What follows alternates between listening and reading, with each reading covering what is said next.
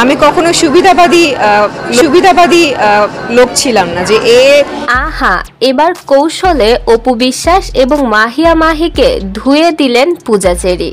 সম্প্রতি পূজা চেরিকে প্রশ্ন করা হয়েছিল বর্তমানের রাজনৈতিক প্রসঙ্গ নিয়ে। তার কাছে জানতে চাওয়া হয় বিগত সরকার চলে যাওয়ায় আপনার কোনো সমস্যা হচ্ছে কিনা। পূজা চেরি এ প্রসঙ্গে উত্তর দিয়েছেন তার কেন সমস্যা হবে, কারণ বিগত সরকার থাকা অবস্থায় তিনি সরকারের ক্ষমতাসীন কোনো ব্যক্তির থেকে সুবিধা নেননি।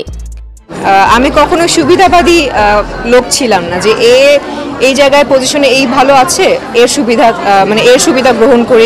সুতরাং তিনি যেহেতু রাজনৈতিক কোনো চাটুকারিতার মধ্যে ছিলেন না, সুতরাং সরকার থাকা এবং পতনের মধ্যে তার কোনো সমস্যা নেই। আমার কাছে যেহেতু আমি কোনো কিছুর সাথে জড়িত ছিলাম না এবং আমার কাছে মনে হয় যে সত্যের পক্ষে থাকাটা জরুরি। সুবিধাবাদী কথাটির সাথে অনেকটা নাম জড়িয়ে যায় অপু বিশ্বাস ও মাহিয়া মাহির সঙ্গে, কারণ অপু বিশ্বাস তো জাতীয় সংসদের সংরক্ষিত মহিলা আসনে লড়তে চেয়েছিল, আর অন্যদিকে মাহিয়া মাহি তো আওয়ামী লীগের মনোনয়ন পাওয়ার জন্য অনেক কাঠখড় পুড়িয়ে শেষ পর্যন্ত স্বতন্ত্র প্রার্থী হয়ে লড়েছেন।